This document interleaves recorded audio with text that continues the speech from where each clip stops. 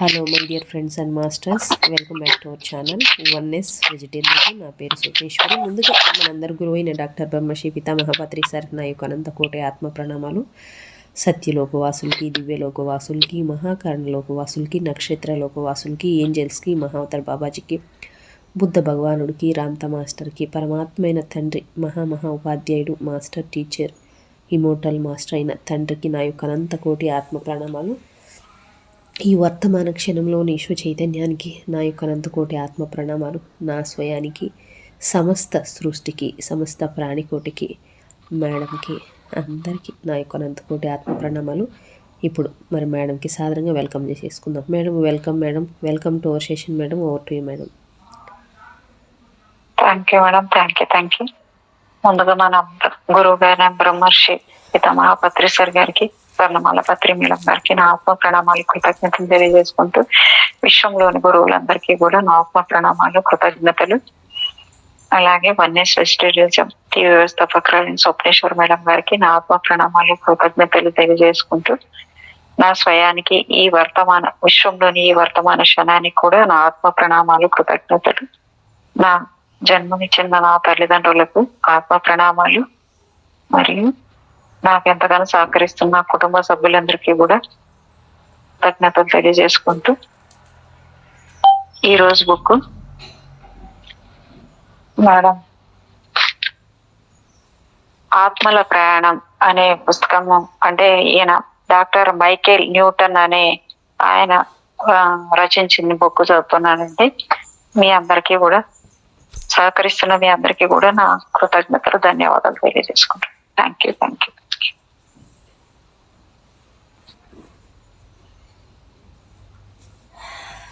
మరణం లేని ఆత్మ శశువులకు చూడండి అని ఫస్ట్ విన.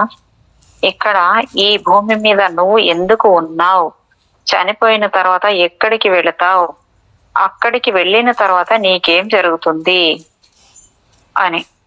మరణించిన తర్వాత ఉండే జీవితం గురించి ఇంతకు ముందు చాలా పుస్తకాలు వ్రాయబడ్డాయి.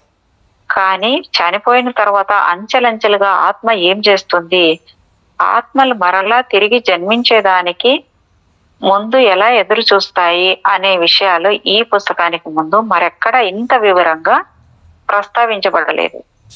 డాక్టర్ మైకేల్ న్యూటన్ ఒక ప్రఖ్యాత హిప్నోథెరపిస్టు. గత జన్మల జ్ఞాపకాలను వెలికి తీసి వాటి ద్వారా మానసిక చికిత్స చేసే ప్రక్రియలో ఒకసారి ఆయన యథాలాపంగా తన క్లయింట్కి ఇచ్చిన సూచనల వలన ఆత్మల ప్రపంచం అనేది ఒకటి ఉంది, దానిని మనం ఇక్కడి నుండే మన అంతర్దృష్టితో చూడగలం అని తెలుసుకున్నాడు. ఆత్మల ప్రపంచం ఎంత విశాలమైనది, ఆత్మలు అక్కడ ఏం చేస్తాయి అనే మన ఊహకు అందని ఎన్నో అంశాలను గాఢమైన హిప్నటిక్ నిద్రలో ఉన్న తన క్లయింట్ ద్వారా ఆయన తెలుసుకున్నారు. ఈ పుస్తకంలో మీరు చదవబోయే అంశాలు చావు మీద మీకున్న కొన్ని అభిప్రాయాలను సమూలంగా కదిలించి వేయగలవు. ఆయన కొన్ని దశాబ్దాలుగా ఎన్నో వందల మందిని హిప్నటిసిస్ ద్వారా ఆత్మల ప్రపంచంలోనికి తీసుకెళ్లారు. ఈ పుస్తకంలో ప్రస్తావించిన 29 కేసుల్లోని వ్యక్తులు కొందరు వారి మతానికి చాలా ప్రాముఖ్యతనిచ్చేవారు ఉన్నారు. కొందరు ఏ మతాన్ని, ఆధ్యాత్మికతను పట్టించుకోరు. మరికొంతమంది మధ్య మార్గంలో ఉన్నవారు ఉన్నారు. కానీ ఎంతో ఆశ్చర్యంగా ఆత్మల ప్రపంచం గురించి అడిగిన ప్రశ్నలకు వాళ్ళందరూ ఒకే విధంగా సమాధానం ఇచ్చారు. ఓహో, అలాగా. చాలా బాగుంది మేడం, ఎంత బాగుంది. నాకు ఇప్పుడు తెలిస్తే ఎంత అట్లే ఒళ్ళంతా గగురు పడుస్తుంది మేడం, నిజంగా చూస్తుంటే.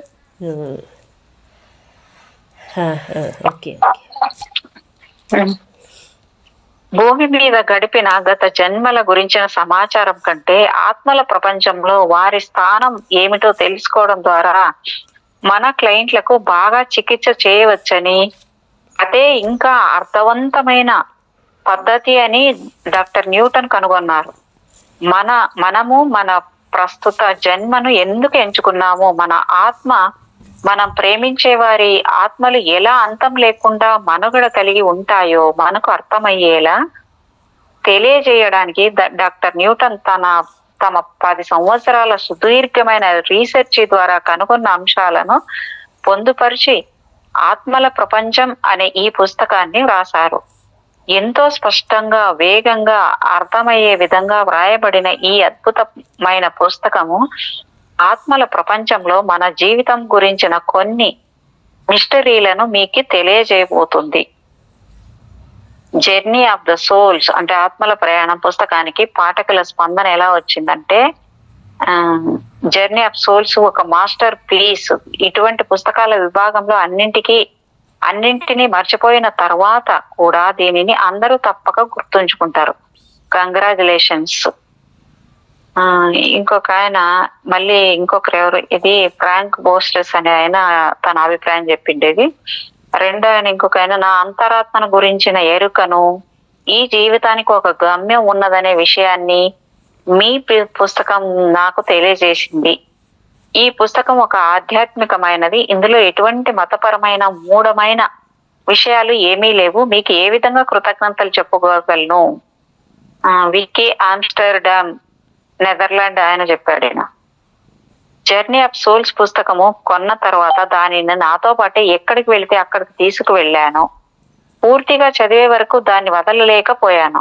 ఇతర ఏ విషయం చేయలేనంతగా ఇది నా హృదయాన్ని తాకింది. వియోలా టొరంటో, కెనడా ఆయన రాశాడు ఇవి.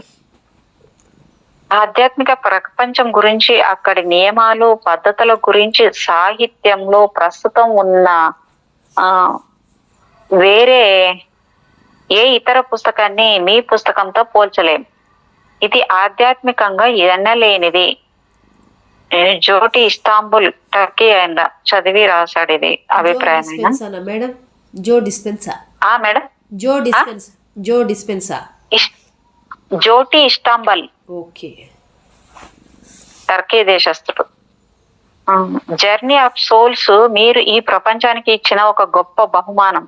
దీనిలోని విషయాలు అన్ని ఆధ్యాత్మిక సత్యాల చుట్టూ తిరిగే తీరు పాఠకుడిని సంభ్రమాశ్చర్యాలకు గురి చేస్తోంది. మడోల్ కోనా, హవాయి దేశస్థుడు మడోల్ కోనా అనే ఆయన అభిప్రాయం అది. మరణానికి, తిరిగి జన్మించేదానికి మధ్య సమయాన్ని జర్నీ ఆఫ్ సోల్స్ లో వివరించిన విధానము అత్యంత నేర్పుతో ఆకర్షణీయంగా ఉందని చెప్పి తీరాలి. మరే ఇతర పుస్తకాలలో ఇంత వివరంగా లేదు. మీరు మీ క్లయింట్లను ప్రశ్నించే తీరు ఎంతో శాస్త్రీయమైనందువల్ల ఆ వివరాలకు అంత బలం చేకూరింది. జెల్ట్కో ట్యూబింజిన్, జర్మనీ దేశస్థుడు చెప్పాడు అన్నమాట. జర్నీ ఆఫ్ సోల్స్ ప్రతి లైబ్రరీలో ఉండవలసిన ఒక అరుదైన పుస్తకము. అది ఎన్ని హృదయాలను స్పృశించిందో మీరు నిజంగా తెలుసుకోగలిగారా అని ఆయన క్వశ్చన్ అడిగాడు మేడం. దేశీ డబ్లిన్, ఐర్లాండ్ ఆయన. ఇంకొకటి, నా ప్రియమైన సోల్మేట్ మరియు భార్య పెగ్గీకి నా భార్య అందించిన సహకారము అపారమైనది. నోరా మేసర్, జాన్ పాహి మరియు ఇతర సహ సిబ్బందిని వారి జీవితాలలోని ఎంతో సమయాన్ని ఈ పుస్తకం ఎడిటింగ్ లో నాకు సలహాలు ఇవ్వడంలో, నన్ను ప్రోత్సహించడంలో వెచ్చించినందుకు గాను వారి గురించి ఇక్కడ ప్రత్యేకంగా ప్రస్తావిస్తున్నాను. ఈ రీసెర్చ్ చేయడానికి అనువుగా నన్ను వారి అంతరంగపు మార్గాలలో వారితో పోటీ ప్రయాణించే వీలు కల్పించిన, వాటితో పాటే ప్రయాణించే వీలు కల్పించిన నా సబ్జెక్టులను తప్పక తలుచుకోవాలి. కేవలం వారి మనోబలం వల్లనే ఇదంతా సాధ్యమైంది అని చెప్పాడు ఆయన. రచయిత పరిచయం గురించి కొంచెం ఇచ్చాడు మేడం ఇక్కడ. ఈ పుస్తక రచయిత మైకేల్ న్యూటన్ కౌన్సిలింగ్ సైకాలజీలో డాక్టరేట్ పట్టభద్రులు. అమెరికన్ కౌన్సిలింగ్ అసోసియేషన్ లో సభ్యత్వం ఉన్న వీరు ఒక మాస్టర్ హిప్నోథెరపిస్టు. లాస్ ఏంజిల్స్ ఉన్నత విద్యాశాఖలో అధ్యాపకులుగా పనిచేస్తూనే వారు తమ ప్రైవేట్ ప్రాక్టీస్ కొనసాగించేవారు. హిప్నాసిస్ తో తన సబ్జెక్టులను మరింత ప్రభావవంతంగా చికిత్స చేయడానికి క్లయింట్లను వారి గత జన్మల అనుభవాలను అతీతంగా మరణానికి తర్వాత జన్మలకు మధ్య వారు ఆత్మ రూపంలో ఉన్నప్పుడు కలిగే అంత అర్థవంతమైన ఆధ్యాత్మిక అనుభవాలని తిరిగి కలిగించడం అనే పద్ధతిని వారే స్వయంగా కనుగొన్నారు. ఆత్మల ప్రపంచం అనే ఈ పుస్తకం ఇప్పటి వరకు 11 భాషలలోకి అనువదించబడింది. ఆత్మల ప్రపంచంలో మన అనుభూతుల గురించి మొట్టమొదటగా ఈ పుస్తకంలోని వివరంగా తెలుపబడింది. ఆ విషయాల్ని కనుగొని చికిత్స చేయడంలో వారు ఆద్యులుగా పరిగణించబడుతున్నారు. ఆధ్యాత్మిక రీగ్రెషన్ చికిత్సకుడిగా డాక్టర్ న్యూటన్ కు అంతర్జాతీయ ప్రఖ్యాతి ఉంది. ఆయన చాలా రేడియో, టీవీ చర్చా కార్యక్రమాల్లో దర్శనమిచ్చారు. న్యూ ఏజ్ ఎక్స్పోజిషన్స్ లో లెక్చరర్ గా పనిచేశారు. మనసు, శరీరము, ఆత్మలను సంయోగం చేసే పద్ధతులను కనుగొనే విభాగంలో వారు చేసిన పనిని గుర్తించి నేషనల్ ఇన్స్టిట్యూట్ ఆఫ్ ట్రాన్స్పర్సనల్ హిప్నోథెరపిస్ట్ అనే సంస్థ వారు 1998 సంవత్సరంలో వారికి అత్యంత విశిష్ట తోడ్పాటును అందించిన వ్యక్తి అనే అవార్డును బహుకరించింది. ఆత్మ జ్ఞాపకాలను వెలికి తీసి చికిత్స చేసే పద్ధతిని కనుగొన్నందుకు మరణం తర్వాత జీవితం గురించిన వారి పరిశోధనకు గాను వారికి ఈ గుర్తింపు లభించింది. ఆత్మల ప్రయాణము, మరణానికి పునర్జన్మకు మధ్య కాలానికి సంబంధించిన కేస్ స్టడీస్, ఆంగ్ల మూలము జర్నీ ఆఫ్ సోల్స్ అనేది. ఆత్మల ప్రయాణము పరిచయము. మీకు చావంటే భయమా? మీరు చనిపోయిన తర్వాత మీకు ఏం జరుగుతుందో అని ఆలోచిస్తూ ఉంటారా? మీకొక ఆత్మ ఉందని, అది ఎక్కడ నుండి వచ్చి మీ శరీరం చనిపోయిన తర్వాత తిరిగి అక్కడికే చేరుకోవడానికి అవకాశం ఉందంటారా? లేక మీకు చావంటే భయం కాబట్టి అలా ఉంటే బాగుంటుందని ఆశపడుతున్నారా? ఈ భూమి మీద ఉండే అన్ని జీవరాశుల్లో ఒక్క మనిషి మాత్రమే తమ సాధారణంగా జీవించడానికి చావంటే ఉండే భయాన్ని అణిచిపెట్టుకోవాల్సి వస్తుంది. కానీ ఏదో ఒక రోజు ఖచ్చితంగా చనిపోతామని మనందరికీ తెలుసు. వయసు మీద పడే కొద్దీ ఆ చావు భయం మనని వెంటాడడం మొదలు పెడుతుంది. మతపరమైన వ్యక్తులు కూడా దాచే చావే మన అస్తిత్వానికి ముగింపని భయపడతారు. మన కుటుంబ సభ్యులతో, స్నేహితులతో మనకున్న అనుబంధాన్ని తుంచివేసేది చావే అని మనం భయం. చావు మన భౌతిక లక్ష్యాలన్నీ వృధా ప్రయాస అనిపించేటట్లు చేస్తుంది. చావే మన ముగింపు అయితే అప్పుడు జీవితానికి అర్థమే లేదు. అయినా మనలో ఉన్న ఏదో శక్తి మరణించిన తర్వాత కూడా ఏదో ఉంటుంది అని ఒక ఉన్నత శక్తితో మనకుండే సంబంధం గురించి ఆలోచింపజేస్తుంది. అనంతమైన ఆత్మే మన అసలు ఉనికి అని కూడా అనిపిస్తుంది. మనకి నిజంగానే ఒక ఆత్మ ఉంటే చనిపోయిన తర్వాత అది ఎక్కడికి వెళుతుంది? మన భౌతిక విశ్వానికి ఆవల మేధస్సు కలిగిన ఆత్మలు ఉండే స్వర్గం లాంటివి ఏవైనా ఒకటుందా? అదే గనుక నిజంగా ఉంటే అది చూడడానికి ఎలా ఉంటుంది? అక్కడికి చేరుకున్న తర్వాత మనం ఏం చేస్తాం? ఈ ప్రశ్నలన్నీ మనిషి పుట్టినప్పటి నుండి ఉన్నవే, ఇంకా మనకి అంతుబట్టని ప్రశ్నలే. మరణించిన తర్వాత ఉండే జీవితం యొక్క రహస్యం గురించి మనకున్న ఈ ప్రశ్నలన్నింటికీ సమాధానాలు ఆత్మల ప్రపంచం ద్వారం వెనుక దాగి ఉన్నాయి. ఎందుకంటే మతిమరుపు అనేది మన బాహ్య చేతనత్వంలో ఒక అంతర్భాగం కాబట్టి. ఆత్మ, మానవ మెదడు కలిసి పనిచేయడం కోసం ఆ మతిమరుపు ఉపయోగపడుతుంది. గడిచిన కొద్ది సంవత్సరాల్లో కొంతమంది దాదాపు చనిపోయి మరలా బ్రతికినట్లు మనము విన్నాం. వీళ్ళు అలా సాధారణమైన స్పృహలో లేకుండా ఉన్నప్పుడు ఒక పొడవాటి సొరంగాన్ని, కాంతిని చూసినట్లు, ఇంకా స్నేహపూర్వకంగా ఉన్న ఆత్మలను కూడా కాసేపు కలిసినట్లు చెప్పారు. కానీ పునర్జన్మను గురించిన రాసిన పుస్తకాల్లో ప్రస్తావించిన ఇటువంటి అనుభవాలు ఏవి మరణించిన తర్వాత మన జీవితం గురించి పెద్దగా చెప్పలేకపోయాయి. కేవలం తలుక్కుమనే ఒక నామమాత్రపు జ్ఞానాన్ని ఇచ్చాయి. రెండోది ఆత్మల ప్రయాణం పరిచయము. ఈ పుస్తకం ఆత్మల ప్రపంచంలో ఒక క్రమ పద్ధతిలో జరిగే విషయాల గురించి ఉదాహరణలతో పాటు తెలియజేస్తుంది. భూమి మీద జన్మ అయిపోయిన తర్వాత మనకు ఏం జరుగుతుంది అనే విషయాలను కొన్ని కేస్ హిస్టరీల ద్వారా చాలా విస్తృతంగా ఇందులో వివరించబడ్డాయి. ఆధ్యాత్మిక సొరంగాన్ని దాటి ఏకంగా ఆత్మల ప్రపంచంలో ప్రవేశించి ఆత్మలు తిరిగి భూమిపైకి వచ్చే వరకు వాటికి ఏమి జరుగుతుంది అనేది మీరు ఇందులో చూస్తారు. నాది సహజంగా ప్రతి విషయాన్ని అనుమానించే వ్యక్తిత్వం, కానీ ఈ పుస్తకంలో రాసిన విషయాలను బట్టి మీకు అలా అనిపించకపోవచ్చు. మానసికంగా ఇబ్బందులకు గురవుతున్న నా క్లయింట్లకు కౌన్సిలర్ గా, హిప్నోథెరపిస్ట్ గా వారి ప్రవర్తన తీరుని మార్చడం నా స్పెషలైజేషన్స్. నా క్లయింట్ ప్రవర్తన ఆరోగ్యకరంగా మారేట్లు వారి ఆలోచన ధోరణిని మార్చడమే నా పనిలో చాలా భాగం. ఏ మానసిక రుగ్మత కూడా కేవలం ఒక భ్రమ కాదు అని నా నమ్మకం. కాబట్టి దీనికోసం నేను వారితో కలిసి వారి నమ్మకాల వెనుక ఉన్న అర్థాలను, అవసరాలను, వాటి ఫలితాలను విశ్లేషిస్తాను.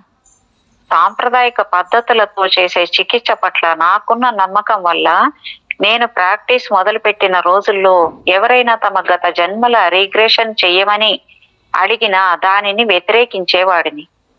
కలవరపాటు కలిగించే జ్ఞాపకాలు, బాల్యంలో అనుభవించిన మానసిక బాధలకు గల మూల కారణాలు కనుగొనడానికి హిప్నాసిస్ ఏజ్ రిగ్రెషన్ అంటే ఇదే జీవితంలో గడిచిపోయిన కాలం నుండి జ్ఞాపకాల వెలికి తీసే ప్రక్రియ అన్నమాట.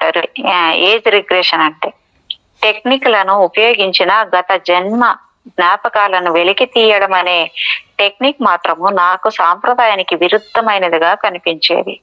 చికిత్సకు సరైనది కాదు అనిపించేది.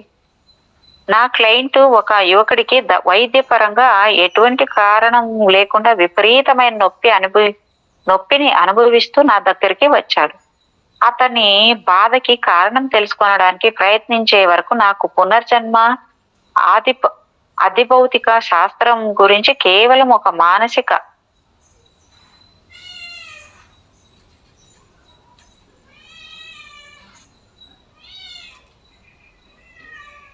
నొప్పిని అనుభవిస్తూ నా దగ్గరికి వచ్చా. అతనికి బాధనికి కారణం తెలుసుకోవడానికి ప్రయత్నించే వరకు నాకు పునర్జన్మ, అధిభౌతికత శాస్త్రం గురించి కేవలం ఒక మానసిక ఉత్సుకత మాత్రం ఉండేది. అతడు తన కుడివైపు చాలా కాలంగా దాదాపు ఒక రకమైన నొప్పిని అనుభవిస్తూ ఉన్నాడు. హిప్నోథెరపీలో నొప్పిని ఇంకా ఎక్కువ చేయడం కూడా ఒక టెక్నిక్. అలా చేయగలిగితే వాళ్ళకి దాన్ని తగ్గించుకోవడం ఎలాగో కూడా తెలుస్తుంది. అప్పుడు నొప్పిని అదుపులో పెట్టుకోవడం కూడా వస్తుంది. ఒక సెషన్ లో అలా నొప్పిని ఎక్కువ చేయడానికి అతడు ప్రయత్నిస్తున్నప్పుడు తనని ఎవరో కత్తితో పొడిచినట్లు, అదే తన బాధకి కారణమని తెలుసుకున్నాడు. ఇలా ఊహమాత్రంగా కనిపించిన దృశ్యానికి మూలం ఎక్కడుందో కనుగొనడానికి ప్రయత్నించినప్పుడు అతడు ఒక సైనికుడు. మొదటి ప్రపంచ యుద్ధముల సమయంలో ఫ్రాన్స్ లో అతడి శత్రువు తనను బాయినెట్ తో పొడవడంతో చనిపోయాడని తెలుసుకున్నాను. దాంతో అతని నొప్పి మొత్తం ఒక్కసారిగా తీసి పారేయగలిగాను. నా క్లయింట్ ఇచ్చిన ఉత్సాహంతో వాళ్లలో కొందరిని వారు భూమి మీద గత జీవితంలో జన్మించే సమయానికి ముందు కాలానికి తీసుకెళ్లడం లాంటి ప్రయోగాలు చేయడం ప్రారంభించాను. నా సబ్జెక్టులు వారి ప్రస్తుత అవసరాలు, భయాలు, నమ్మకాల వల్ల గత జన్మ స్మృతులను ఊహించుకుంటారేమో అని మొదట్లో నేను అనుకునేవాడిని.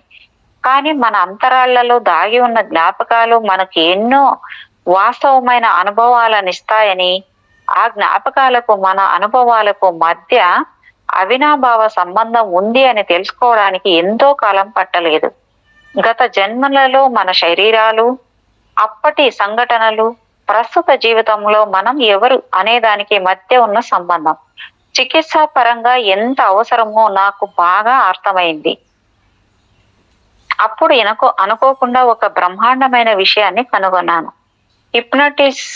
హిప్నటిక్ నిద్రలో ఉన్న సబ్జెక్టు మానసిక నేత్రాల ద్వారా ఆత్మల ప్రపంచాన్ని చూడడానికి అవకాశం ఉందని, జీవితాల మధ్య జీవితం గురించి అతను అక్కడ చూసిన దానిని నాకు చెప్పగలడని కనుగొన్నాను. హిప్నాసిస్ కు చాలా బాగా స్పందించే నడి వయస్కురాలైన ఒక స్త్రీ సబ్జెక్టు నాకు ఆత్మల ప్రపంచం ద్వారం తెరిచింది. ఈ సబ్జెక్టు ఈ మధ్యనే ముగిసిన తన గత జన్మ జ్ఞాపకాల గురించి చెప్పడం అయిపోయింది. ఆ తర్వాత తను ఎంత ఒంటరిగా, తోడు లేకుండా దిగులుగా ఉందో చెబుతూ తనకు తానే హఠాత్తుగా ఒక అత్యున్నత చైతన్య స్థితిలోకి వెళ్ళిపోయింది. నేను ఏం చేస్తున్నానో సరిగా ఆలోచించుకోకుండా ఆమెకు ఒక విపరీతమైన సూచన ఇవ్వడంతో అలా జరిగింది. తన ఒంటరితనానికి మూల కారణం ఎక్కడుందో అక్కడికి వెళ్ళమని చెప్పాను. అలా ఆధ్యాత్మిక జ్ఞాపకాలు గుర్తు తెప్పించే ఒక మాటను అనుకోకుండా వాడేశాను. దాంతో పాటు తనను, నువ్వు ఏదైనా ప్రత్యేకమైన స్నేహితుల గ్రూప్ ను మిస్ అవుతున్నావా అని అడిగాను. హఠాత్తుగా నా సబ్జెక్టు ఏడవడం మొదలు పెట్టింది. తను ఎందుకు ఏడుస్తుందో చెప్పమని అడిగితే దానికి ఆమె తన బాధ వెళ్ళగక్కుతూ, నా గ్రూప్ లోని కొంతమందిని స్నేహితులని మిస్ అవుతున్నాను, అందుకనే భూమి మీద ఒంటరిగా అనిపిస్తుంది అని చెప్పింది. నాకంతా గందరగోళంగా అనిపించింది. అసలు ఆ స్నేహితుల గ్రూపు ఉండేది ఎక్కడా అని అడిగాను. ఇక్కడ నా శాశ్వత నివాసంలో అని సమాధానం చెప్పింది. ఇప్పుడు అందరూ ఇక్కడ కనిపిస్తున్నారు అని కూడా చెప్పింది. ఈ క్లయింట్ తో సెషన్ అయిపోయాక అది రికార్డ్ అయిన టేప్ మళ్ళీ విన్నాను. ఆత్మల ప్రపంచంలోకి వెళ్ళాలంటే పాస్ట్ లైఫ్ రీక్రియేషన్ అంటే గత జన్మల జ్ఞాపకాలను వెలికి తీసే ప్రక్రియ అనేది ఇంకొంచెం పొడిగించాలని నాకు అర్థమైంది. గత జన్మల మీద రాసిన పుస్తకాలు చాలా ఉన్నాయి, కానీ మన ఆత్మల జీవితం ఎలా ఉంటుంది అనే దాని మీద కానీ మనుషుల ఆధ్యాత్మిక స్మృతులను ఎలా జ్ఞప్తికి తెచ్చుకోవాలి అనే దాని మీద రాసిన పుస్తకం మాత్రం ఒక్కటి కూడా లేదు. నేనే ఈ విభాగంలో రీసెర్చ్ చేయాలి అని నిర్ణయించుకున్నాను. సాధన చేసే కొద్దీ నా సబ్జెక్టుల ద్వారా ఆత్మల ప్రపంచంలోకి ప్రవేశించే నా నైపుణ్యం కూడా పెరిగింది. దాంతో పాటు నా సబ్జెక్టుల గత జీవితాలను తెలుసుకోవడంలో పోలిస్తే ఆత్మల ప్రపంచంలో వారి స్థానం ఏమిటో తెలుసుకోవడం చాలా ఎక్కువ అర్థవంతంగా ఉంటుందని కూడా తెలుసుకున్నాను. హిప్నాసిస్ ద్వారా ఆత్మను చేరుకోవడం ఎలా సాధ్యమో మనసును ఒకే కేంద్రం కలిగిన 3 వృత్తాల్లా ఊహించుకోండి. ప్రతి వృత్తము దాని ముందు దానికంటే చిన్నదిగా అని ఒకదానితో ఒకటి ఉన్నట్లు వాటిని వేరు చేసేది కేవలం మానసిక చైతన్యపు పొరల్లో ఊహించుకోండి. అన్నిటికంటే బయట ఉన్న పొర విశ్లేషణకు, తర్కానికి మూలమైన మన చైతన్యవంతమైన మనస్సును సూచిస్తుంది. రెండవది మన అంతఃచేతన మనస్సు. మన మొత్తం జ్ఞాపకాలు, ప్రస్తుత జీవిత సంఘటనలు, గత జన్మలన్నీ అన్ని ఇక్కడే నిశ్చిత్తమై ఉంటాయి. హిప్నాసిస్ లో మొదట వెళ్ళేది దీనిలోనికే. అన్నిటికంటే లోపల ఉన్న 3వ పొరనే ఇప్పుడు మనము అధిచేతన మనస్సు అని అంటున్నాం. ఈ స్థాయి మన అస్తిత్వం యొక్క అత్యున్నత కేంద్రాన్ని బహిర్గతపరుస్తుంది. దీని నుంచే మనము ఒక ఉన్నత శక్తి యొక్క భావంలా వ్యక్తపరచబడతాం. మన వాస్తవ గుర్తింపు అధిచేతన మనసులోనే ఉంటుంది. దీనికి మన గత జన్మల్లో వివిధ శరీరాల ద్వారా కలిగిన అనుభవాల యొక్క జ్ఞాపకాలన్నీ నిక్షిప్తమయ్యుండే అంతఃచేతన మనస్సు జత చేయబడి ఉంటుంది. అధిచేతన మనస్సు అసలు ఒక పొర కానే కాకపోవచ్చు, అదే ఆత్మ అయి ఉండొచ్చు. అధిచేతన మనస్సు మన అత్యున్నత వివేకము, దృష్టి యొక్క అత్యున్నత కేంద్రం.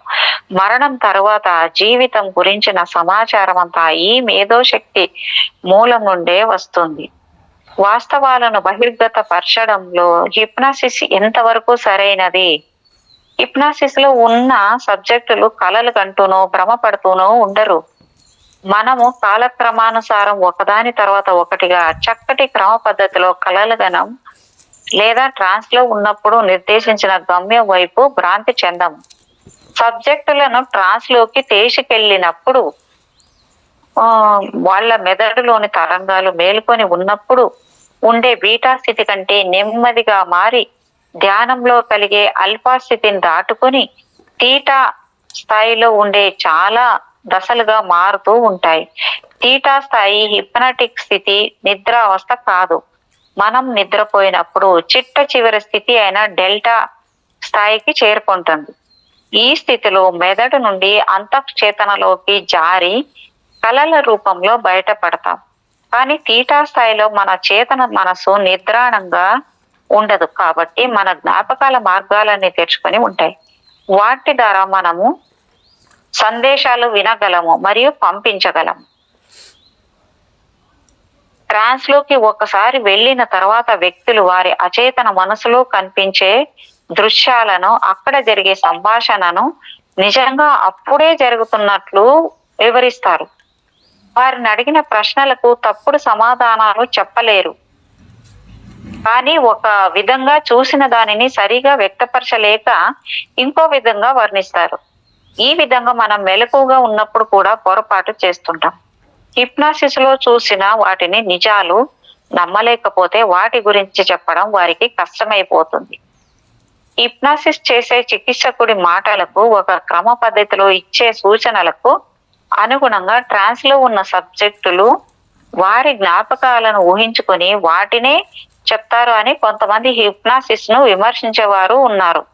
ఈ విధంగా అన్నింటినీ ఒకే తాటిపైన కట్టేయడం పొరపాటు అని నేను అంటాను. నా పనిలో నేను ప్రతి కేసు నుండి అదే మొట్టమొదటిసారి ఆ సమాచారాన్ని వింటున్నట్లు మాట్లాడతాను. ఒకవేళ ఏదైనా ఒక కేసులో సబ్జెక్ట్ హిప్నాసిస్ ప్రక్రియను అధిగమించి ఆత్మల ప్రపంచం గురించి కావాలని సృష్టించుకున్నా, లేక తన జన్మ తర్వాత జన్మ ఎలా ఉంటుందో ముందుగానే ఊహించుకున్నా, అతను చెప్పే వివరాలు నా ఇతర సబ్జెక్టులు చెప్పే వివరాలు ఒకేలా ఉండవు. నేను ఈ పని ప్రారంభించిన మొదటి రోజుల్లోనే సబ్జెక్టులు చెప్పేది సరిగా ఉందో లేదో తెలుసుకోవడానికి క్రాస్ ఎగ్జామిన్ అంటే వివిధ రకాలుగా ప్రశ్నించి సమాచారం రాబట్టడం, క్రాస్ ఎగ్జామిన్ చేయడం ఎంత అవసరమో గుర్తించాను. అందువల్ల కేవలం నన్ను తృప్తిపరచడానికి ఎవ్వరూ తప్పుడు సమాచారం ఇస్తున్నట్లు ఎటువంటి రుజువు లేదని కనుగొన్నాను. నిజానికి హిప్నాసిస్ లో ఉన్న సబ్జెక్టులు వాళ్ళు చెప్పిన దానిని నేను అపార్థం చేసుకుంటే నన్ను కరెక్ట్ చేయడానికి వెనుకాడరు. మొదట తడబడిన నా కేసుల సంఖ్య పెరిగే కొద్దీ ఆత్మల ప్రపంచం గురించి సమాచారం తెలుసుకోవడానికి ప్రశ్నలను ఒక క్రమ పద్ధతిలో అడగడం నేర్చుకున్నాను. అధిచేతన స్థితిలో ఉన్న సబ్జెక్టులు ఆత్మల ప్రపంచంలో ఆత్మ జీవితం గురించిన సమాచారం అంతా అడగకుండానే ఇవ్వడానికి ఏమీ సుముఖంగా ఉండరు. ఒక నిర్దిష్టమైన తలుపు తెరవాలంటే దానికి సంబంధించిన సరైన తాళపు చెవులు ఉండాలి. సాధన వల్ల చివరికి ఒక సెషన్ జరుగుతున్నప్పుడు సరైన సమయంలో ఏ తలుపు తెరిచి ఆత్మల ప్రపంచంలో వివిధ ప్రదేశాలకు సంబంధించిన సమాచారాన్ని ఎలా రాబట్టాలో తెలుసుకోవడానికి ఒక సరైన పద్ధతిని కనుక్కొని దానిలో నైపుణ్యం సాధించాను. ప్రతి సెషన్తో నాకు కాన్ఫిడెన్స్ పెరిగింది. దానిని గ్రహించిన వాళ్ళు చాలా మంది నేను ఆత్మల ప్రపంచం గురించి వినడానికి సిద్ధంగా ఉన్నానని తెలుసుకుని వాళ్ళు చూసిన దానిని నాకు చెప్పడం సబబే అనుకున్నారు. నా క్లయింట్లలో కొందరు ఆడవాళ్ళు, మగవాళ్ళు చాలా మతపరమైన నమ్మకం కలిగిన వాళ్ళు. కొందరికి మాత్రం ఎటువంటి ఆధ్యాత్మిక నమ్మకాలు లేవు. ఎక్కువ మంది ఈ రెండు వర్గాల మధ్య ఉండేవారు. వారికి జీవితం గురించి కొన్ని వ్యక్తిగత సిద్ధాంతాలు ఉండేవి. నా రీసెర్చిలో ముందుకెళ్లిన కొద్దీ నేను గమనించిన విపరీతమైన ఆశ్చర్యకరమైన విషయం ఏమిటంటే, ఒకసారి సబ్జెక్టులను ఆత్మస్థాయికి రీగ్రెస్ చేసిన తర్వాత ఆత్మల ప్రపంచం గురించిన అడిగిన ప్రశ్నలకు వాళ్ళందరూ ఒకే రకమైన సమాధానాలు చెప్పేవారు. ఆత్మలుగా ఉన్నప్పుడు వారి జీవితం గురించి వాళ్ళు ఒకే పదాలను, దృశ్యాలను వాడుక భాషలో వాళ్ళ యాసలో చెప్పేవాళ్ళు. వాళ్ళ అనుభవాలు ఒకే విధంగా ఉన్నా నేను మాత్రం నా సబ్జెక్టులు వాళ్ళు ఆత్మల కార్యకలాపాలను గురించి ఒకరు చెప్పిన విషయాలను ఇంకొకరి మాటలతో ఎప్పటికప్పుడు ధ్రువపరుచుకోవడానికి ప్రయత్నిస్తూనే ఉండేవాడిని. ఒక కేసుకి మరొక కేసుకి మధ్య ఆత్మల ప్రపంచం గురించి వర్ణించిన తీరు కొన్నిసార్లు వేరువేరుగా ఉన్నా అది వారి ఆధ్యాత్మిక స్థాయి వల్ల జరిగిందే గాని వాళ్ళు చూసిన ఆత్మల ప్రపంచం వేరేగా ఉందని కాదు. నా రీసెర్చి చాలా నెమ్మదిగా ఉండింది, కానీ నా కేసుల సంఖ్య పెరిగే కొద్దీ మన ఆత్మలో నివసించే అనంత ప్రపంచం ఎలా పనిచేస్తుందో తెలిసొచ్చింది. ఆత్మల ప్రపంచం గురించిన ఆలోచనలు భూమి మీద జీవించి ఉన్న మనుషుల ఆత్మలలో వారికి సాధారణంగా ఉండే నమ్మకాల రూపంలో దాగి ఉంటాయని నేను కనుక్కున్నాను. ఎంతో వైవిధ్యం ఉన్న చాలా మంది రకాల వ్యక్తులకు ఉన్న ఒకే రకమైన ఈ అంతర్దృష్టి వల్లనే వాళ్ళు చెప్పేవి నిజమని నేను నమ్మాను.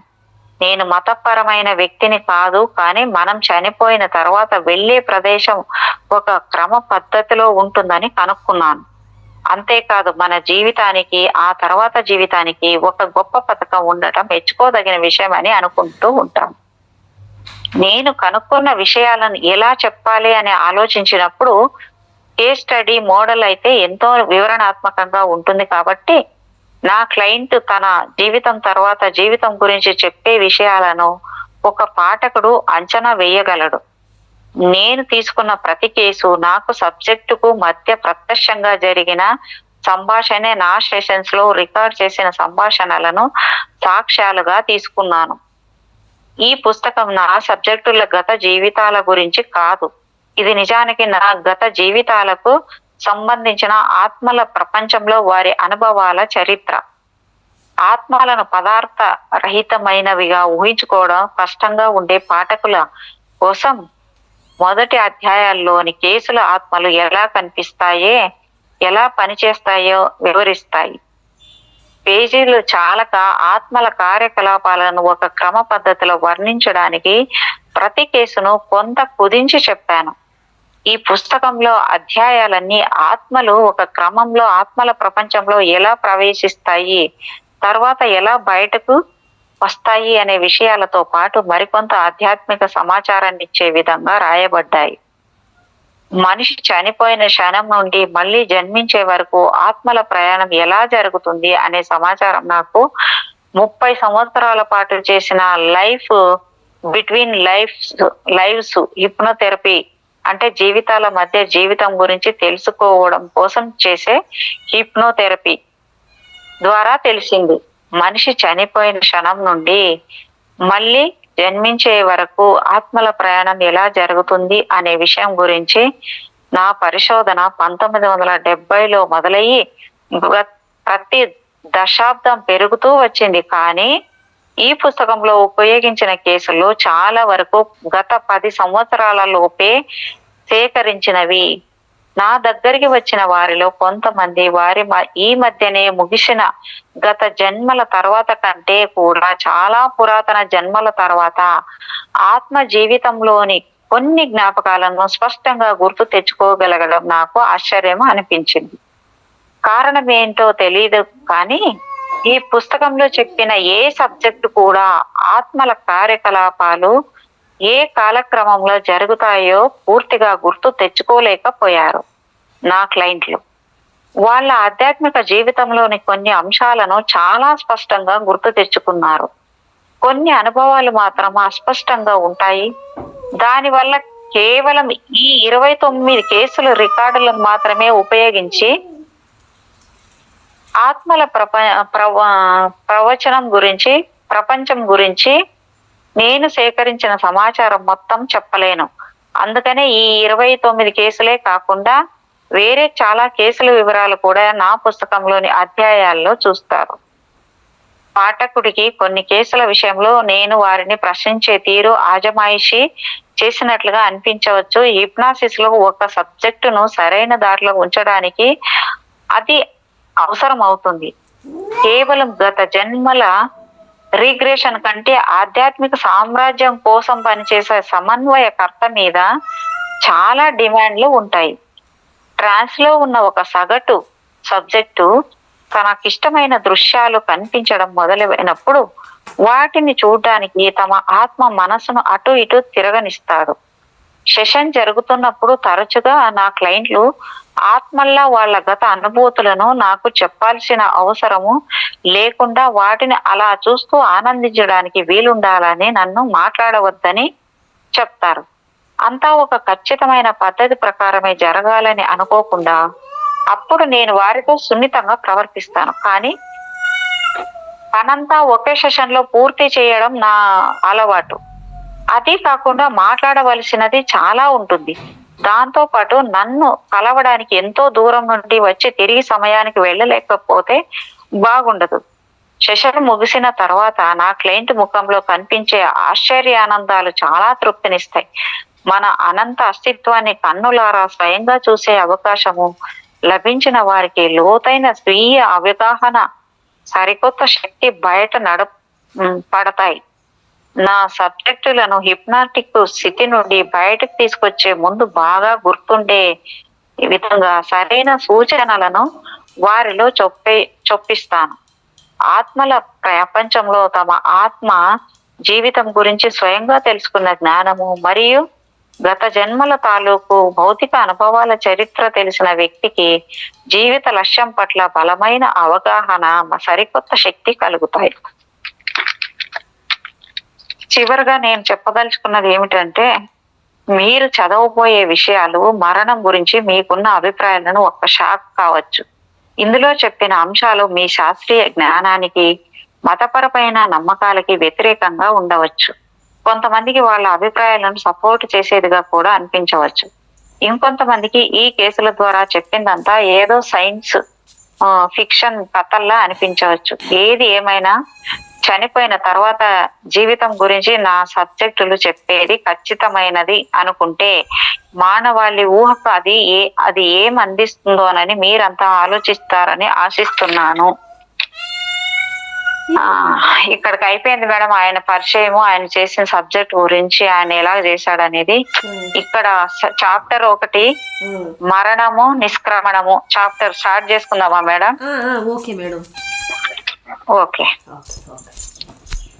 సబ్జెక్ట్, ఓ మై గాడ్, నేను నిజంగా చనిపోలేదు. చనిపోయానా అంటే నా శరీరం చనిపోయింది. కింద నాకు అది కనిపిస్తూ ఉంది, కానీ నేను గాలిలో తేలుతూ ఉన్నాను. నేను కిందకి చూడగలను. హాస్పిటల్ మంచం మీద ఉన్న నా శరీరం నాకు కనిపిస్తోంది. నా చుట్టూ చాలా మంది ఉన్నారు. వాళ్ళందరూ నేను చనిపోయానని అనుకుంటున్నారు, కానీ నిజానికి నేను చనిపోలేదు. అయ్యా, నేను నిజంగా చనిపోలేదు అని బిగ్గరగా అరవాలనుకుంటున్నాను. ఇది ఎంతో విచిత్రంగా ఉంది. నర్సులు నా ముఖం మీద గుడ్డ కప్పేస్తున్నారు. నాకు తెలిసిన వాళ్ళు ఏడుస్తున్నారు. నేను చనిపోయానని అనుకుంటున్నారు, కానీ నేను ఇంకా బ్రతికే ఉన్నాను.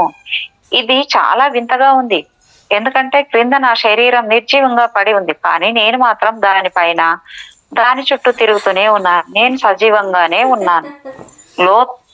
అంతే కదా మేడం? ఏంటి మేడం? అంతే కదా, అది చూస్తేనే కదా రుచి ఎట్లుంటది తెలుస్తుందా? అదే లోతైన హిప్నాటిక్ స్థితిలో ఉన్న ఒక వ్యక్తి తన మరణాన్ని మరలా అనుభూతి చెందుతూ చెప్పిన మాటలు ఇవి. భౌతిక శరీరం నుండి కొత్తగా విడిపోయిన ఒక ఆత్మలా ఉంటే ఎలా ఉంటుందో చూస్తూ అనుభూతి చెందుతూ ఉత్తేజం పెళ్ళిబుకగా ఆశ్చర్యంతో నిండిన అతని మాటలు పొడిపొడిగా క్లుప్తంగా ఉన్నాయి. ఇతడు నా క్లయింట్ హాయిగా కుర్చీలో వెనక్కి వాలి కూర్చున్నాడు. గత జన్మలో మరణిస్తున్న దృశ్యాన్ని మళ్ళీ గుర్తు తెచ్చుకోవడంలో, అంటే రీక్రియేటింగ్ లో అతనికి నేను ఇప్పుడే సహాయం చేశాను. కాసేపటి ముందు అతడి హిప్నాటిక్ స్థితిలోకి పంపించే సమయంలో నేను ఇచ్చిన సూచనలు పాటిస్తూ అతడు వెనక్కి తన బాల్యంలోకి వెళ్ళి తన చిన్ననాటి జ్ఞాపకాలను గుర్తు తెచ్చుకున్నాడు.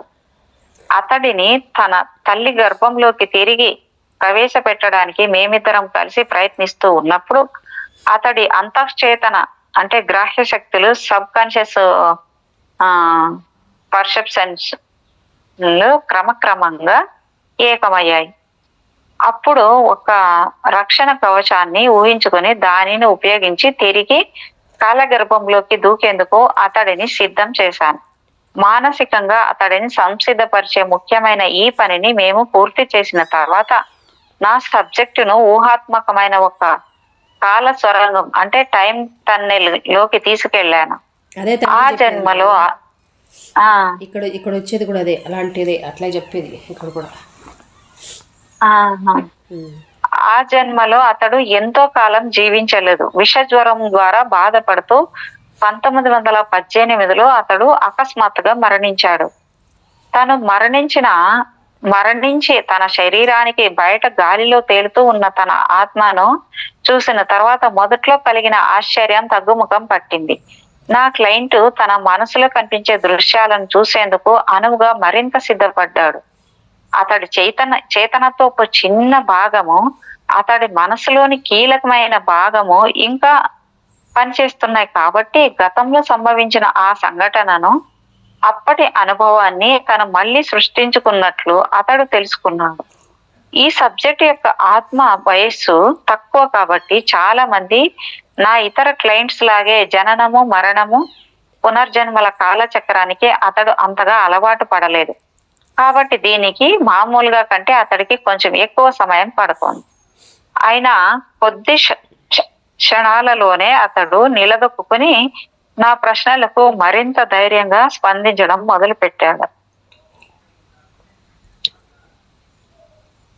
నేను ఇతడిని త్వరగా అంతర్చేతన హిప్నాటిక్ స్థాయి నుండి అధిచేతన హిప్నాటిక్ స్థాయికి చేర్చాను.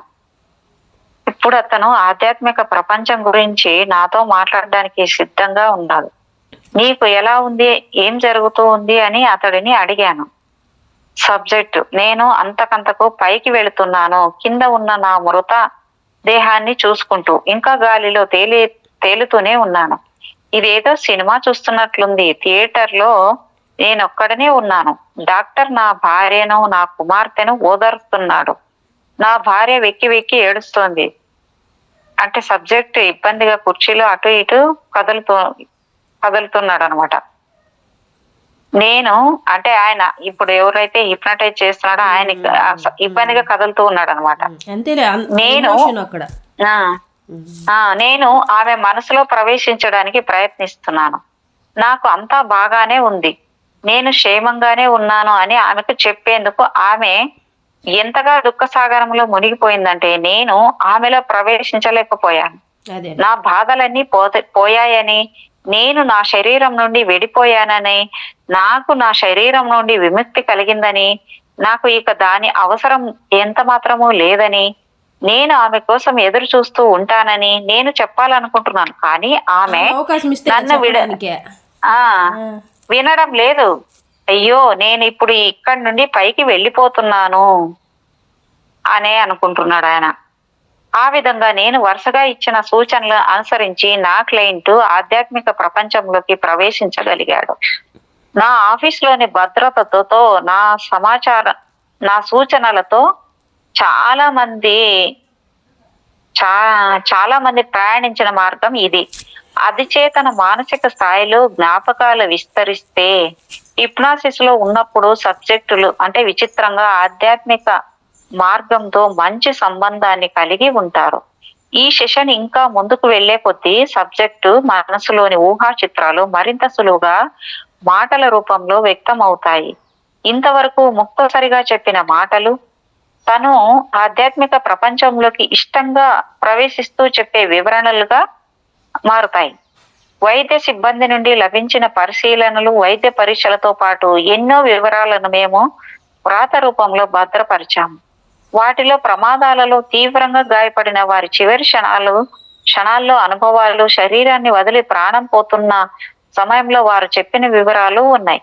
మరోవైపు నుండి వైద్య ప్రయత్నాలతో వారు తిరిగి బ్రతికే వరకు వైద్యపరంగా వాళ్ళు చనిపోయినట్లు భావిస్తారు. ముఖ్యంగా ప్రాణానికి ప్రమాదకరమైన పరిస్థితుల్లో, శరీరం నుండి ప్రాణం పోతుందన్న పరిస్థితుల్లో శరీరాన్ని విడిచిపెట్టి మళ్ళీ తమ శరీరాల్లో తిరిగి ప్రవేశించగల గొప్ప సామర్థ్యం ఆత్మలకు ఉంది. ముఖ్యంగా హాస్పిటల్లో తమ ప్రాణాలను రక్షించడానికి తీవ్ర ప్రయత్నాలు జరుగుతూ ఉన్నప్పుడు తాము తమ శరీరాలను వదిలి వాటిపై గాలిలో తేలుతూ వాటిని చూస్తూ ఉన్నట్లు కొందరు చెప్పారు. వాళ్ళు తిరిగి తమ శరీరంలోకి ప్రవేశించిన తర్వాత కాలక్రమేణా ఈ జ్ఞాపకాలను మర్చిపోతారు. హిప్నాటిక్ రిగ్రెషన్ అంటే హిప్నాసిస్ ద్వారా గత జన్మల్లోకి పంపించి ఆ జ్ఞాపకాలను వెలికి తీసే పద్ధతి. తొలి దశల్లో సబ్జెక్టులు గత జన్మల గురించి వివరించిన సంగతులు ఈ జన్మలోనే కొన్ని క్షణాల పాటు వాస్తవంగా ప్రాణాన్ని కోల్పోయి తిరిగి తమ శరీరాల్లో ప్రవేశించిన వారు చెప్పిన వివరాలకు ఏమాత్రం విరుద్ధంగా లేవు. ఈ రెండు వర్గాల వారి మధ్య ఉన్న తేడా ఏమిటంటే హిప్నాసిస్ లో ఉన్న సబ్జెక్టులకు తమ తాత్కాలిక మరణంతో కలిగిన అనుభవాలు ఏమాత్రము గుర్తుండవు. గాఢమైన సుషుప్తావస్థలో అంటే ట్రాన్స్ లో ఉన్న వారికి శాశ్వతంగా భౌతికంగా చనిపోయిన వారికి తమ శరీరాన్ని విడిచిపెట్టిన తర్వాత జీవితం ఎలా ఉంటుందో వివరించగల సామర్థ్యం ఉంది. తీవ్రమైన గాయాల కారణంగా తాత్కాలికంగా శరీరాన్ని విడిచిపెట్టిన తర్వాత కలిగిన అనుభవాలను వివరించి చెప్పిన వారికి హిప్నాసిస్ ప్రక్రియలో గత జన్మలో మరణాన్ని గుర్తు తెచ్చుకున్న సబ్జెక్టులకు మధ్య ఉండే ఒకే రకమైన అంశాలు ఏమిటి? ఈ ఇద్దరి ఆత్మలు కూడా విచిత్రంగా తమ శరీరాల చుట్టూ పైన గాలిలో తేలుతూ ఉన్నట్లు, తమ చుట్టూ ఉన్న వస్తువులను తాకడానికి ప్రయత్నించినా ఎంతకీ తాకలేకపోయినట్లు గుర్తించారు. జీవించి ఉన్న తమ వారితో మాట్లాడాలని ఎన్నో ప్రయత్నాలు చేసి విసిగిపోయినట్లు, వాళ్ళెంతకీ మాట్లాడలేదని ఈ 2 రకాల వ్యక్తులు చెప్పారు. ఈ 2 వర్గాల వారు చనిపోయిన చోటు నుండి తమని ఏదో శక్తి పైకి లాగుతూ ఉన్న అనుభూతి కలిగినట్లు, ఆ స్థితిలో హాయిగా విశ్రాంతిగా ఉన్నట్లు, భయం కంటే ఏం జరుగుతూ ఉందో తెలుసుకోవాలన్న ఆసక్తి ఆశ్చర్యం కలిగాయని చెప్పారు. వాళ్ళంతా తాము స్వేచ్ఛగా హాయిగా ఉన్నట్లు తమ చుట్టూ తేజస్సు ఉందని చెప్పారు. ఈ సబ్జెక్టుల్లో కొందరు తాము చనిపోతున్న సమయం నుండి తమ చుట్టూ పూర్తిగా ప్రకాశవంతమైన వెలుగు కనిపించినట్లు చెప్పారు. మిగిలిన వాళ్ళు తమను పైకి తీసుకువెళ్లిన చీకటి ప్రదేశానికి చాలా దూరంగా తమకు తేజస్సు కనిపించిందని చెప్పారు. దీనిని తరచుగా సొరంగ ప్రభావం అంటే టన్నెల్ ఎఫెక్ట్ అని అంటారు. ఇది అందరికీ బాగా తెలిసిన సంగతే. నా మొదటి కేసు కంటే 2వ కేసు మనల్ని మృత్యు అనుభవాల్లోకి మరింత ముందుకు తీసుకువెళుతుంది. ఇక్కడ సబ్జెక్టు 60 ఏళ్ల వృద్ధుడు షాలి అనే ఒక స్త్రీగా తను చనిపోయినప్పుడు జరిగిన సంగతులు గురించి వివరించాడు. 1866లో వేగన్ ట్రైన్ మీద కియోవా ఇండియన్స్ చేసిన దాడిలో ఆమె అంటే షాలి మరణించింది. ఆ 2 కేసుల్లో కూడా వ్యక్తులు తమ ప్రస్తుత జన్మకు ముందు జన్మలో సంభవించిన మృత్యు అనుభవాలను వివరించినా, గతంలో ఏ రోజు చనిపోయినా అది ఈ మధ్యనే సంభవించింది కాబట్టి దానికి ప్రత్యేకత ఏమీ లేదు. పూర్వకాలంలో మరణించినా, ప్రస్తుత కాలంలో మరణించినా ఆధ్యాత్మిక ప్రపంచంలోనికి వచ్చే పిలుపులో నేర్చుకున్న పాఠాల స్వభావాల్లో చెప్పుకోదగ్గ తేడాలు ఏవీ నాకు కనిపించలేదు. ట్రాన్స్ లో ఉండే ఒక సాధారణ వ్యక్తికి కూడా గత జన్మల్లోని తేదీలు, భౌగోళిక ప్రదేశాలను గురించి అసాధారణమైన జ్ఞాపకశక్తి ఉంటుందని చెప్పి తీరాలి. మానవ నాగరికత తొలి రోజుల్లోని దేశ సరిహద్దులు, ప్రదేశాల పేర్లు ఇప్పటి వాటికి పూర్తిగా భిన్నంగా ఉండేవి. అప్పటి పేర్లను, తేదీలను, ప్రదేశాలను ప్రతి గత జన్మలోనూ గుర్తు తెచ్చుకోవడం ఎల్లప్పుడూ సులభం కాకపోవచ్చు. కానీ ఆధ్యాత్మిక లోకానికి తిరిగి రావడం గురించి, ఈ లోకంలోని జీవితం గురించిన వివరాలు మాత్రం స్థిరంగా స్పష్టంగా ఉంటాయి. 2వ కేసులోని సన్నివేశం అమెరికా దక్షిణ మైదానాల్లో సంభవించింది. అతి సమీపం నుండి షాలి మెడలో ఒక బాణం గుచ్చుకున్న సంఘటనకు సంబంధించింది. గత జన్మలో హింసాత్మకమైన బాధతో ఉండే మృత్యు సన్నివేశాల పట్ల నేను ఎప్పుడూ తగు జాగ్రత్తగా ఉంటాను. ఎందుకంటే అంతఃచేతన మనస్సు తరచుగా ఈ అనుభవాలను తనలోనే దాచుకుంటుంది. ఈ కేసులో సంబంధించిన స్త్రీకి పుట్టినప్పటి నుండి గొంతులో ఇబ్బందిగా ఉండడంతో నా దగ్గరికి వచ్చింది. ఇటువంటి వారికి సాధారణంగా రిలీజ్ థెరపీ, డీప్రోగ్రామింగ్ చేయవలసి ఉంటుంది. నేను నా చికిత్సలో గత జన్మలను గుర్తు తెచ్చే ప్రక్రియలో ఆ వ్యక్తిలోని బాధలని, ఉద్వేగాన్ని తగ్గించడానికి మరణానికి ముందు వెనక గల కొంత సమయాన్ని ఆ వ్యక్తిని పరిశీలకుని స్థాయిలో ఉంచి కారణం కనుగొనడానికి ఉపయోగిస్తాను. ఇక్కడ కేసు 2 గురించి మేడం ఇక్కడికి ఎండ్ చేసుకుందామే మేడం. 1:20 అయింది. ఇంకొక 10 నిమిషాలు మేడం, ఒక్క 10 నిమిషాలు చదువుదామా? Okay okay. అయిపోయిందా మేడం ఇప్పుడు చదివేది? అంటే ఇంకా సెకండ్ చాప్టర్ స్టార్ట్ అవుతుందా కేసు 2 అది అని? ఇంకొక 10 నిమిషాలు మేడం. Okay okay. డాక్టర్, బాణం గుచ్చుకోవడంతో నీకు విపరీతమైన బాధగా ఉందా? ఆమె ఏం చెప్తుందంటే, అవును, బాణం మొన నా గొంతును చీల్చివేసింది, నేను చనిపోతున్నాను అంటూ సబ్జెక్ట్ గొంతును చేతులతో పట్టుకుని అస్పష్టంగా ఏదో చెప్పసాగాడు. శ్వాస ఆడక నేను ఉక్కిరి బిక్కిరి అయిపోతున్నాను. రక్తం ధారలా క్రిందికి ప్రవహిస్తుంది. నా భర్త విల్లు నన్ను పట్టుకొని ఉన్నాడు. బాధ భరించలేనంత భయంకరంగా ఉంది. నేనిప్పుడు అంటే శరీరంలో నుండి బయటకు వచ్చేస్తున్నాను. అయిపోయింది, బయటపడ్డాను.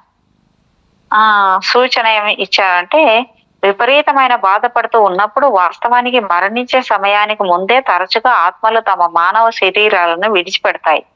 వాటిని ఎవరు నిందించగలరు? అయినప్పటికీ అవి చనిపోతున్న శరీరానికి దగ్గరలోనే ఉంటాయి.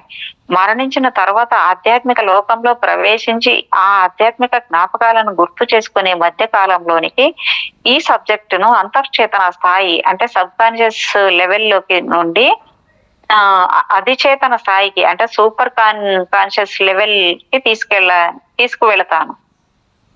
డాక్టర్ ఏమని అడుగుతున్నారంటే ఇక్కడ, సరే శాలి, ఈ ఇండియన్స్ చేతిలో నువ్వు చనిపోయినట్లు చెప్పావు. నువ్వు చనిపోతున్న సమయంలో నీకు ఖచ్చితంగా ఏమనిపించిందో దయచేసి వివరిస్తావా?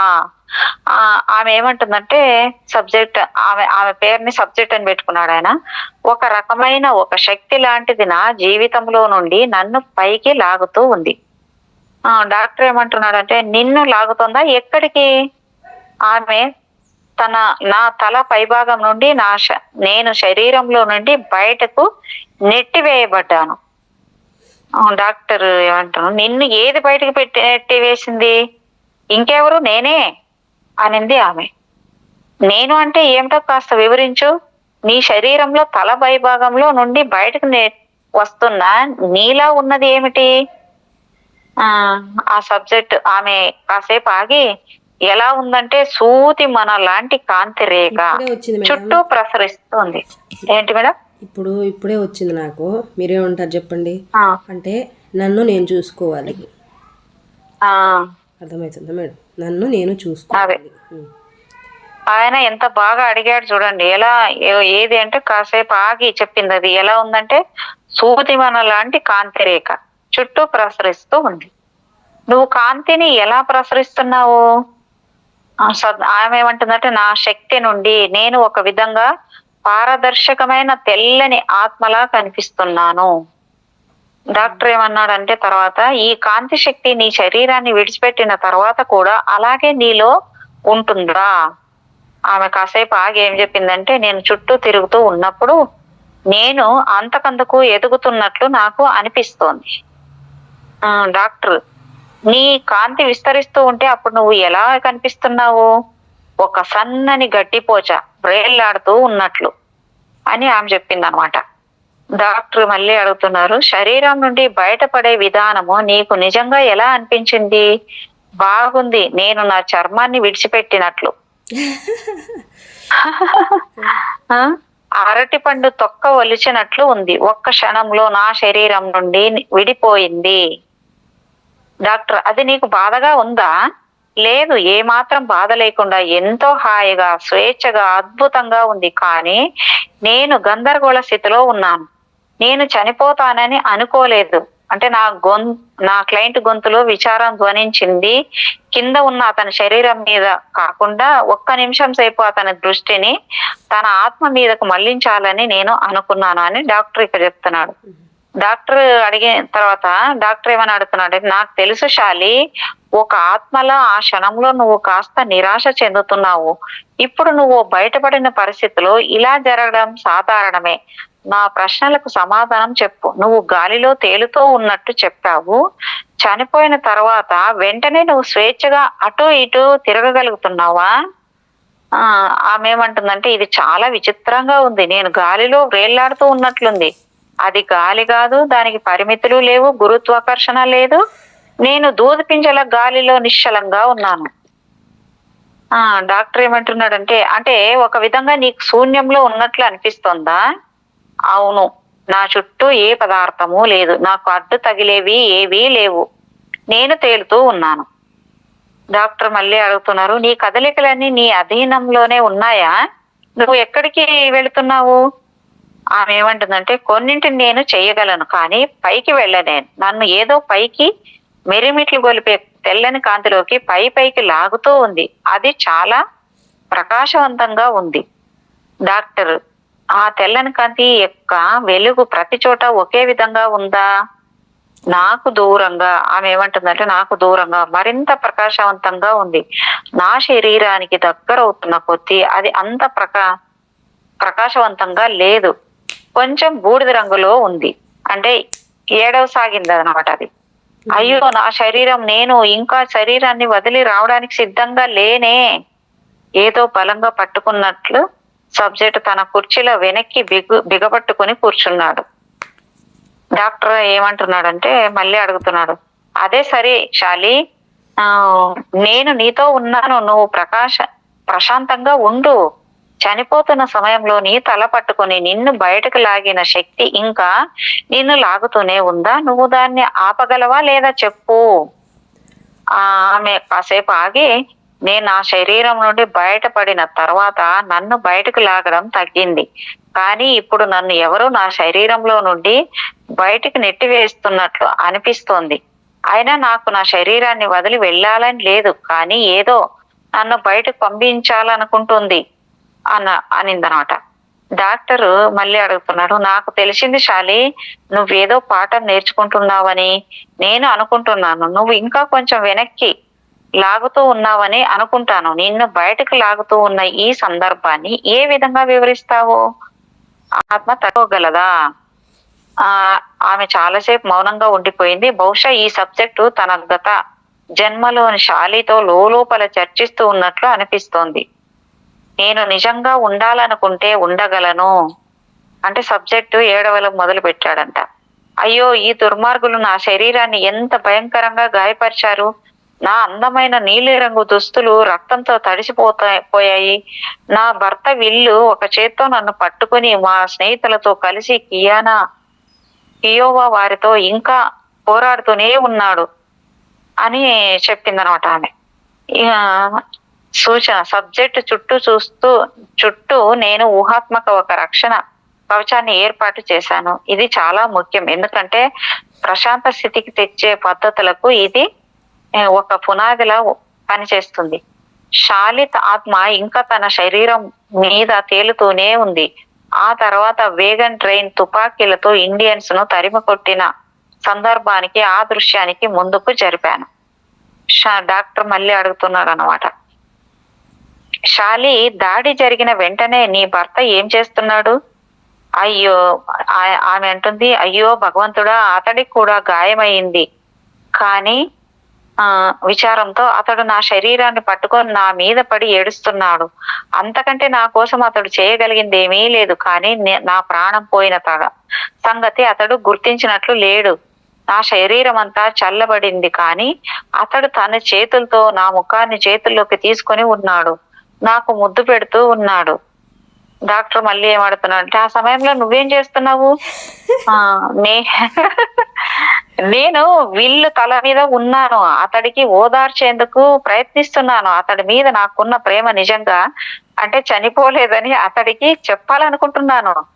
ఆయనకు నేను శాశ్వతంగా దూరమైపోలేదని, నేను మళ్ళీ అతడిని తప్పక కలుస్తానని చెప్పాలనుకుంటున్నాను. డాక్టర్ మళ్ళీ అడుగుతున్నాడు, మరి నువ్వు చెప్పదలుచుకున్న సంగతులు అతనికి చేరాయా? ఆమె ఏమంటుంది, అతడు బాధపడుతూ ఉన్నాడు, కానీ అతడు నా మూలతత్వాన్ని అనుభూతిని చెందుతున్నాడు. నాకు అది తెలుసు. నా స్నేహితులు అతని చుట్టూ ఉన్నారు. చివరికి వాళ్లే ఆయనను నా నుండి వేరు చేశారు. వ్యాగన్లకు మరమ్మతులు చేసి మళ్ళీ పోరాటాన్ని కొనసాగించాలనుకుంటున్నారు. డాక్టర్, ఇప్పుడు నీ ఆత్మకి ఏం జరుగుతూ ఉంది? ఆమె ఏమంటుందంటే, తలలో నుండి బయటకు లాగుతున్న ప్రయత్నానికి నేను ఇంకా అడ్డుపడుతూనే ఉన్నాను. నాకు ఇంకా ఇక్కడే ఉండాలని ఉంది. డాక్టర్ గారు ఏమంటారంటే, నీ ప్రయత్నం ఫలించిందా? మళ్ళీ కాసేపు ఆగి ఆమె ఏమంటుందంటే, కొంచెం ఫలించిందని నేను అనుకుంటున్నాను. అతడు నన్ను అనుభూతి చెందుతున్నాడు, అంటే నా ప్రేమను గుర్తిస్తున్నాడు. డాక్టర్, సరే శాలి, ఇప్పుడు మళ్ళీ అదే కాలంలో మరింత ముందుకు వెళదాం. నీ వ్యాగన్ ట్రైను స్నేహితులు నీ శవాన్ని ఒక విధమైన శ్మశానంలో పూడ్చడం నువ్వు చూసావా? సబ్జెక్ట్ ఎంతో నమ్మకంగా, అవును, వాళ్ళు నన్ను పూడ్చిపెట్టారు. ఇప్పుడు నేను వెళ్ళిపోవలసిన సమయం వచ్చింది. వాళ్ళు అంటే ఆత్మరూపాలు నా కోసము వస్తున్నారు. నేను ప్రకాశవంతమైన వెలుగులోకి వెళుతున్నాను. కొందరి నమ్మకానికి వ్యతిరేకంగా చనిపోయిన తర్వాత తమ మృతదేహాలకు ఏం జరుగుతుందోనన్న ఆసక్తి తరచుగా ఆత్మలకు ఏమాత్రం ఉండదు. అలాగని వ్యక్తిగత పరిస్థితుల పట్ల, ఇంకా జీవించి ఉన్న వారి పట్ల ఆత్మలకు సానుభూతి లేదని గాని లేదా ఇది వాటి కఠిన వైఖరిని కాదు. కానీ ఇది అవడానికి వీలు లేని మరణానికి చివరిసారిగా ఆత్మలు చూపే కృతజ్ఞతలు మాత్రమే. అందమైన ఆధ్యాత్మిక లోకాన్ని త్వరగా చేరుకోవాలన్న తపన ఆత్మలకు ఉంటుంది. అయినా సాధారణంగా తమ మృతదేహాలకు అంత్యక్రియలు జరిగే వరకు ఎన్నో ఇతర ఆత్మలు కొన్ని రోజుల పాటు అవి చనిపోయిన ప్రదేశం చుట్టూ తిరుగుతూనే ఉండాలని కోరుకుంటాయి. ఆత్మలకు కాలం చాలా వేగంగా నడుస్తూ ఉంటుంది. భూమి మీద గడిచే రోజులు వాటికి కేవలం కొన్ని నిమిషాలు మాత్రమే. మృతదేహాన్ని జీవించి ఉన్న బంధువుల్ని వదిలిపెట్టలేక